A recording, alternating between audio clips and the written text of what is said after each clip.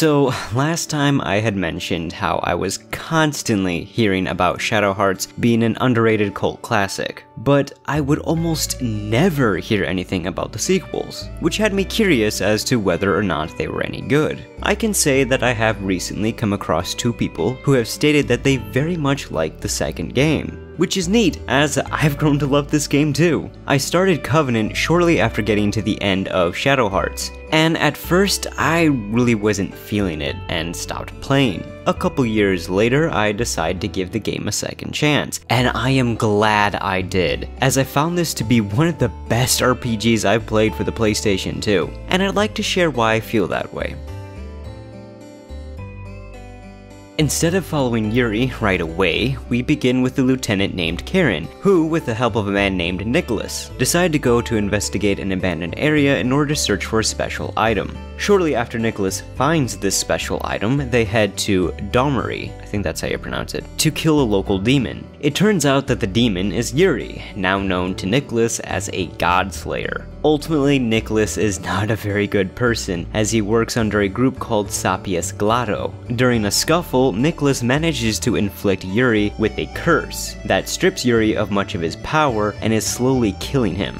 After Nicholas and his men kill some villagers, one of them being a local girl Yuri helped look after, they then escape.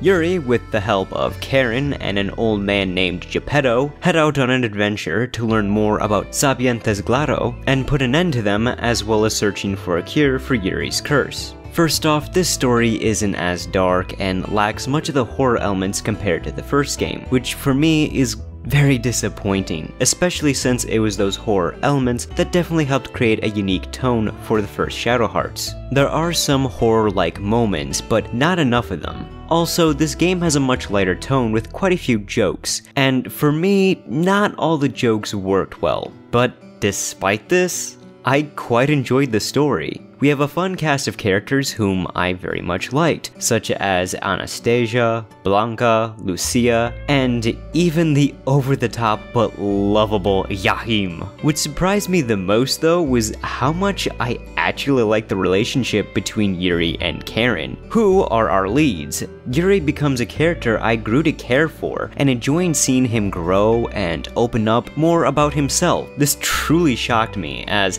I wasn't expecting that. The game's true ending is really satisfying arc for his character, and it made the whole experience worthwhile for me. This is overall a journey I'm glad I played through. Sure, some of the villains were lacking, and a certain relationship at the end gets kinda weird, but I still had a great time with this story.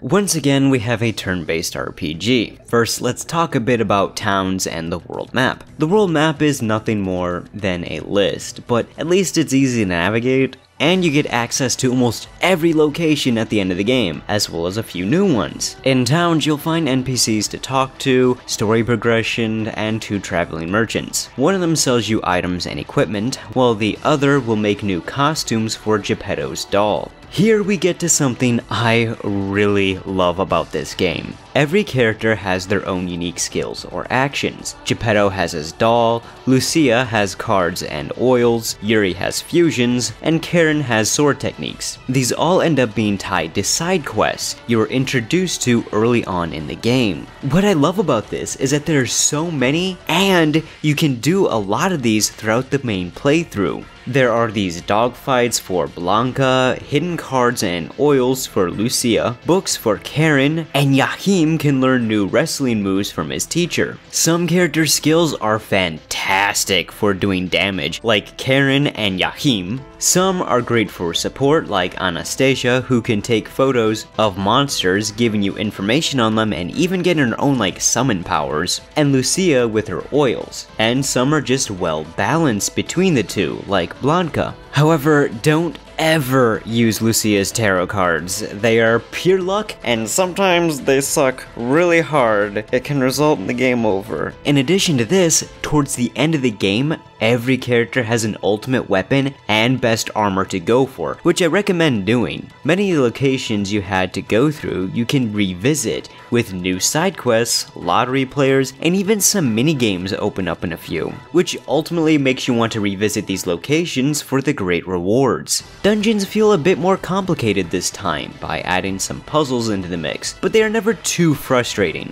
It's something I quite enjoyed as it made many of the locations much more memorable for me. Characters can also be equipped with magic from demon crests you can find lying around or in chests. Personally, I didn't use these all that much, but they can be useful for casting buffs and can even be upgraded. You can even customize your judgment rings. Of course, these make a return, and they help keep combat as engaging as ever. Speaking of which, combat has received quite the enhancement. Characters now have 4 different kind of basic attacks they can unleash, some of which attacking at different heights. This is because now you can have characters combo attacks with each other to do massive damage if their attacks blend well. However, there is the chance to mess this up and lose out on characters using their turn. So this has a great risk versus reward to it, and I love it so much. Not only do attacks look cool, but even where characters are in the area can change if you'll break an enemy combo or hit more than one foe. This adds so much more tactics and strategy to fights. It's just fantastic and I love it so much. On top of that, you have sanity points returning that have to be kept in check to keep characters from going into berserk mode and you losing control of them. With all this to think about, it surprisingly never gets too overwhelming. Sure, there are some tough fights from time to time, but aside from the final boss, nothing ridiculously hard. Once again, Yuri can earn more fusions in a graveyard-like area, but in order to get new fusions, you have to collect so many souls by killing enemies. Level 3 fusions will require you to go out and collect hidden keys towards the end of the game, and this time, I went hunting for them. Because fusions are very strong in this game, with elemental attacks and some being good support. They were just so much fun to use. There are even some alternate costumes to earn for certain characters, and some of the side quests add to the story for some of your companions. Basically, I found the gameplay to be fantastic and great.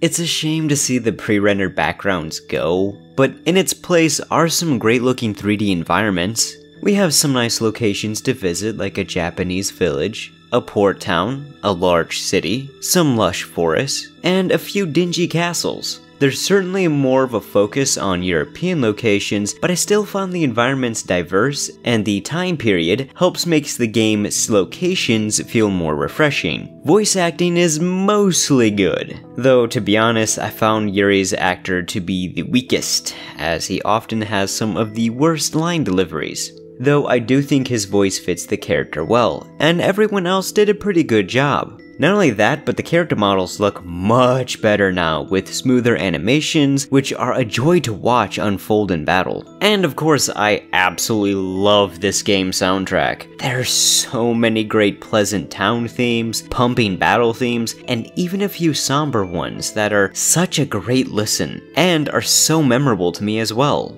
Some themes to give a listen to would be the map of Europe, Battle in Europe, Pro Wrestler, and European Town.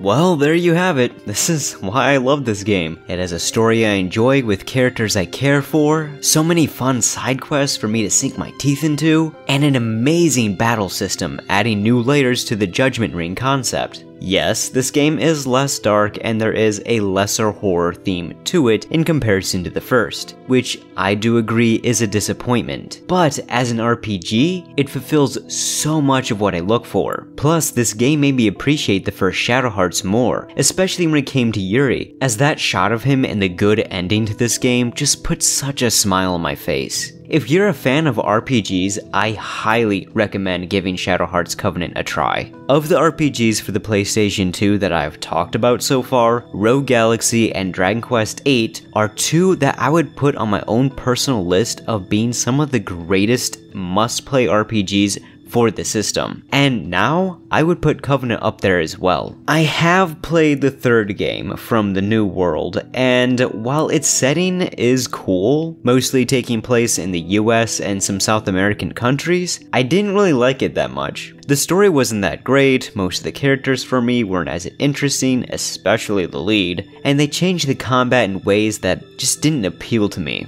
It wasn't awful, it was an okay RPG, but not one I ever want to go back to. Plus, it had very few fusions and just couldn't hold its own when compared to Covenant. It also lacked a lot of horror elements too. We might take a little bit of a break from reviews to do a couple of small countdowns next time. Then, I'll get back to reviews and I think I'll talk about a few more RPGs when I return. So I'll see you all then, and I hope you have a good time.